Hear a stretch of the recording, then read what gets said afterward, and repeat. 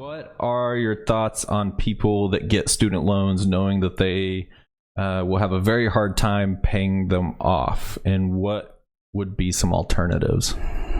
Good question. So, debt. Let's visit debt in general, right? What is debt? Is debt a sin? Is it wrong? Is it sinful? And I will say not necessarily.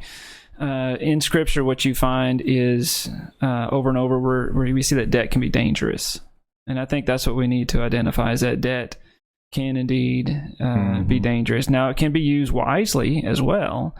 In fact, in Scripture, one thing I like to point out is in Scripture, it was recommended to loan people the money when they needed it as a form of borrowing. So that's how we can know that debt is not a sin. So if you're struggling with that spiritually, it's not a sin, but it can be dangerous. Yeah.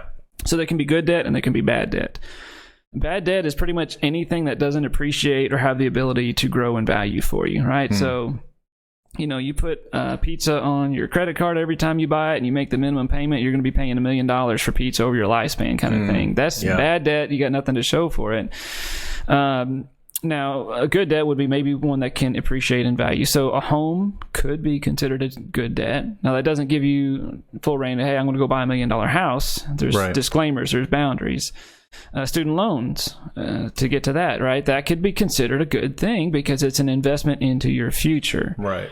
The challenge is, and I've seen this happen where someone that's going down a creative line of work accumulates $100,000 of student loans, and they're not going to be in a career path likely that pays that off. Yeah. So that to me is not very wise. So there's no perfect solution to that. You just have to be cautious. Yeah, I mean, I think about there's a friend in particular that started landscaping business right out of high school, and he didn't see the value in going to college and getting anything because he saw instead of getting in debt through loans that way, he could already be starting to make money and learn so much and get so much value out of just learning how to run a business and be in that business.